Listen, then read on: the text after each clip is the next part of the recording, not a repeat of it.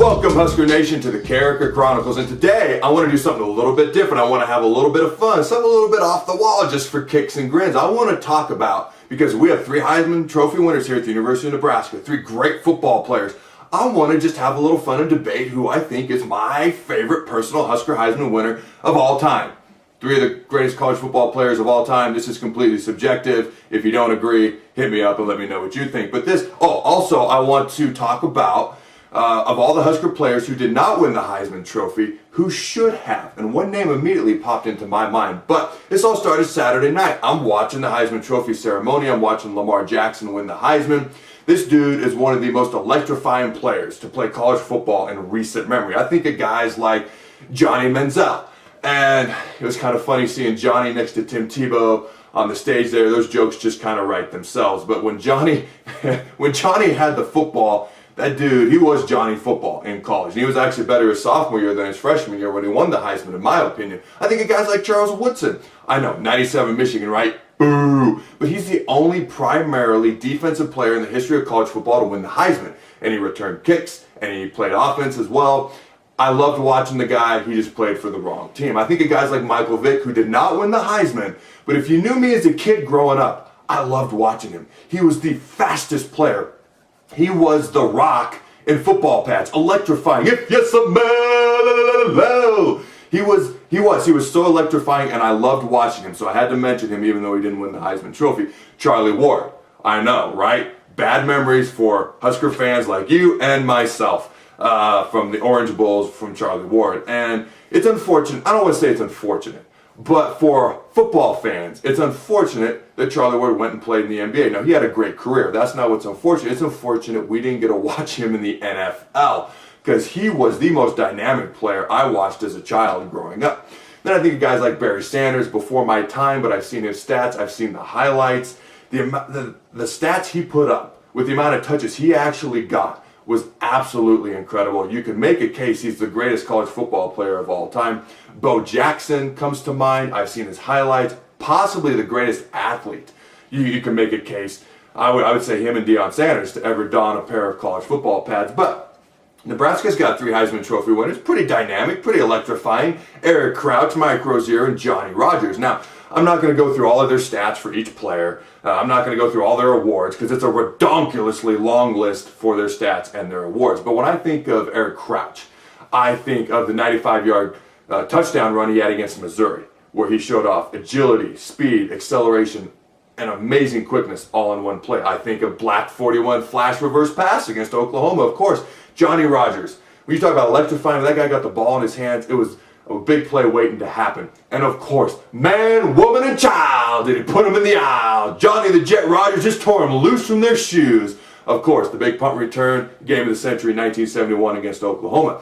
Now, Mike Rozier, he's the only one of this bunch I've not had the opportunity to get to know, do appearances with, and interact with in somewhat of an in-depth sort of fashion. And I understand, Johnny Rodgers and Mike Rozier, a little bit before my time. I didn't watch them growing up. Eric Crouch's senior year was right before my freshman year. But anybody who knows me and knows me growing up, not only did I want to emulate guys like Michael Vick, because I was a high school quarterback at 6'6", 230. I was built just like Michael Vick, right? But that's who I wanted to emulate. But I also had, at the time, it was VHSs, not DVDs. They weren't around yet, but VHSs stacked high of old Husker games and highlights. And I watched all these guys, and I knew their stats. You got to keep in mind, before I went to Nebraska, I was a fan.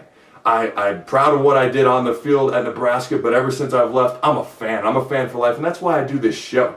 But I watched those VHSs over and over. The ones I watched the most, the 95 Orange Bowl, 96 Fiesta Bowl. Wonder why. But I have seen plenty of Johnny Rodgers and Mike Rozier. But what stood out to me about Mike Rozier, and he is my personal Husker Heisman favorite winner of all time, and I'll tell you why. You watch him, explosion, and amazing playmaking ability, but you look at his stats, and you look at what he did, and keep in mind, he did this in 3 years, not 4, and he only really started for 2 of those years, because Roger Craig started his sophomore year, then Rozier started his junior year, they moved Craig to fullback. And keep in mind, a lot of these guys today are playing 4 years that his stats are up against, at least in Husker history, and also, I mean, if you look at the teams that are in the college football playoff now, they're playing 15 games. They will play 15 games this year. He played 11, maybe 12. He played 3 seasons versus 4. So these stats, and this is what makes him my personal favorite, he's the single season rushing yards leader in Nebraska history with over 2,000 yards. He's the only running back in Nebraska history, and basically running back you, to break the 2,000 yard mark. He is the rushing touchdown single season leader, and this really wasn't even close of all time with 29 touchdowns in a single season. He's a career rushing touchdowns, or he's second, I'm sorry. He's second in career rushing touchdowns in Nebraska with 49, but he is first in career rushing yards with just under 5,000 yards. And that's what's so impressive to me, what he was able to do and the stats he was able to put up with the amount of touches he actually got, kind of like Barry Sanders, is what was so impressive to me. It makes him my personal favorite. It's subjective. You don't agree? Too bad. But tell me about it. I'd love to hear what you have to say. But the other thing I wanted to talk about was, of all the Husker players who came close to win the Heisman but didn't, who should have, who could have, or should have, and one name popped into my mind immediately, and that's Tommie Frazier. Now, no disrespect to Eddie George, who won the Heisman that year. Frazier was runner-up to Eddie. Eddie had 3 200-yard rushing games. Eddie had a 300-yard rushing game that year, so no disrespect to him. But in my opinion, Frazier could have, and maybe should have, won the Heisman that year. I mean, his resume: 1994 Orange Bowl MVP, 95 Orange Bowl MVP, 96 Fiesta Bowl MVP. He was the MVP for 3 straight national championship games. He got Nebraska over the hump to win those national championship games against the Florida teams that would struggle with for so long. And to me, the speed on defense and Tommie Frazier and obviously Brooke Behringer in 94, those were the things that were the difference in those years. He also won Big 8 Offensive Player of the Year, Johnny Unitas Golden Arm Award winner, Quarterback of the Year, Consensus All-American. It goes on and on. I've just always thought with what Tommie Frazier did, not just in his career, but in that senior year on the greatest college football team of all time, undeniably, that he could have, maybe should have won the Heisman. In my opinion, and you can make an argument for Eric Crouch, you can make an argument for Scott Frost, you can make an argument for a lot of guys, but in my opinion, Tommie Frazier is also the greatest option quarterback in college football history. That's just my personal opinion. But had he won the Heisman, he probably would have gone down, and he already kind of is, but he would have gone down as one of the greatest, if not the greatest, college football players of all time, right next to Barry Sanders. So I just wanted to have a little fun today. I wanted to do something a little different, a little off the wall, do something for some kicks and grins. I should mention this as well, and I had this written down, and I will talk about it real briefly. Every single one of these guys had trials and tribulations they had to go through.